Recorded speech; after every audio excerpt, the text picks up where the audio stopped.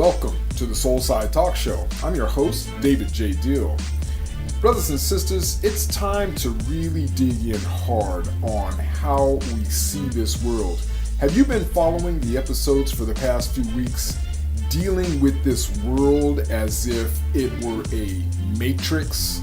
You know, that movie, The Matrix, really gives us a very powerful visual aid as to how our lives are like right here and right now. And why do I say this? Why am I pounding this message so hard? Well, the reason for it is because of what Christ said while he was praying to the Father in John 17. Before he went to the cross, he was praying about being in this world, but not of this world. And he was praying for our sanctification, the fact that we are in him, we are one in him. And this is the prayer he was asking the Father to recognize us as being one in him. So right there in John 17, this is where we get the concept of being in this world, but not of it. That's very serious business, because if we are in this world but not of it, it is just like being in virtual reality. And so what is the connection right there? Well, once again, the subconscious mind, or actually the human mind, cannot distinguish the difference between what's real and what's imagined. And we know some phenomena that we see here on Earth, the term phantom limb. You know, when an amputee loses a limb and yet they can still feel that limb, they can still feel pain, or they can still feel some kind of tingling, or they can still feel some kind of sensation from a limb that's not even there. See, that'll let you know the kind of thing we're talking about.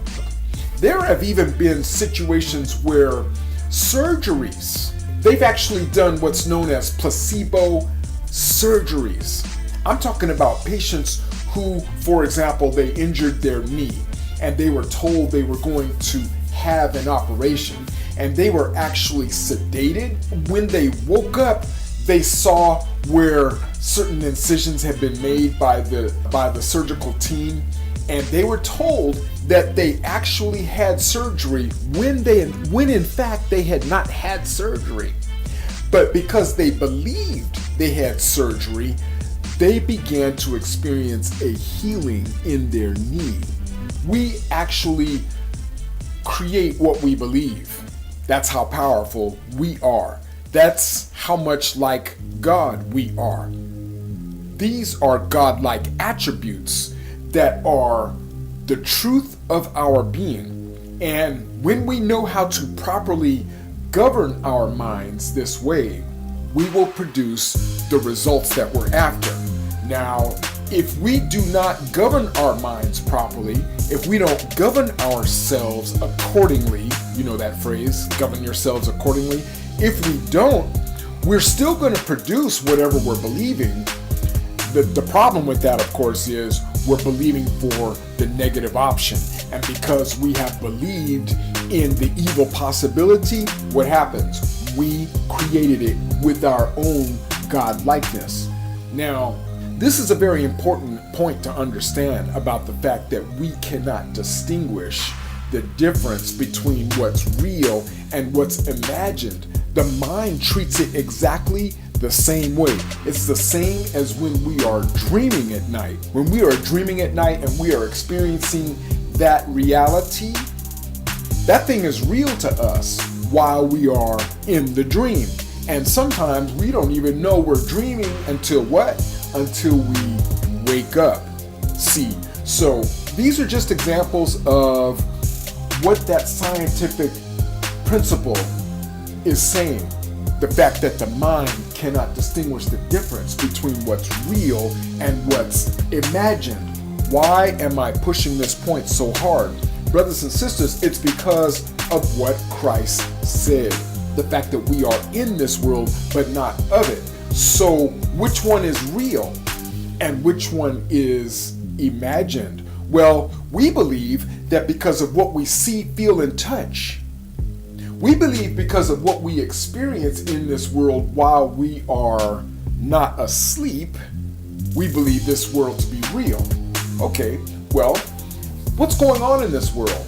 Well, from heaven's perspective, there are a whole lot of impossibilities that are occurring in this world right here and right now. The Lord is trying to get us to wake up to the fact that what you are experiencing isn't real. And the reason you're experiencing it is because you believed in it in the first place. Remember what the Lord told Adam back in the garden? He told Adam, if you eat of the tree of the knowledge of good and evil, you will surely die. You will surely die. All right? And so death is not real from heaven's perspective. There is no death in heaven. The original creation that we were first introduced to, our first reality was heaven's atmosphere. We refer to it as the Garden of Eden. The Garden of Eden was more like a portal of heaven itself here on earth. All of earth's reality was like heaven until one thing happened. When Adam ate, or when he internalized the possibilities of a different thought system, when he considered heaven's opposites as a potential reality. This is how I need you to see the tree of the knowledge of good and evil. That is a tree about consciousness. That is a source of a reality that is completely opposite of heaven's reality. So then, of course, what happened? When Adam ate, all of the different things that were impossible in heaven, they became a reality in this world. That's why you hear me make the statement that God did not create this world. Adam did that. Adam created this reality by internalizing from the tree of the knowledge of good and evil. There's no evil in heaven, and everything associated with evil is not our original reality. This is the point I need you to see. And when you begin to recognize what you are experiencing in this world as if it were not real, that'll help you when it comes to releasing yourself from it.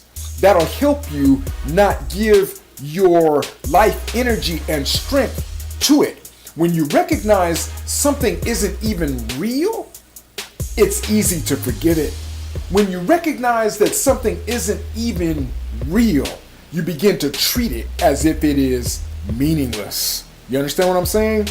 You release from it and you begin to look forward to the reality that the Most High wants you to experience.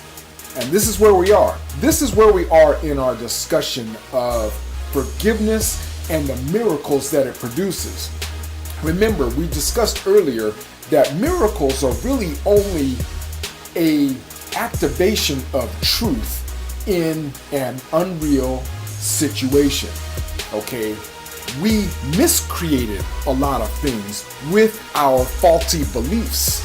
And what a miracle does is it comes in and it corrects the faultiness of that belief. Now, here's the scenario. If I'm thinking a certain way, I'm going to create sickness in my body. But once I start to believe in what's real, see, there's no sickness in heaven. But because I believed a certain thing, I created it.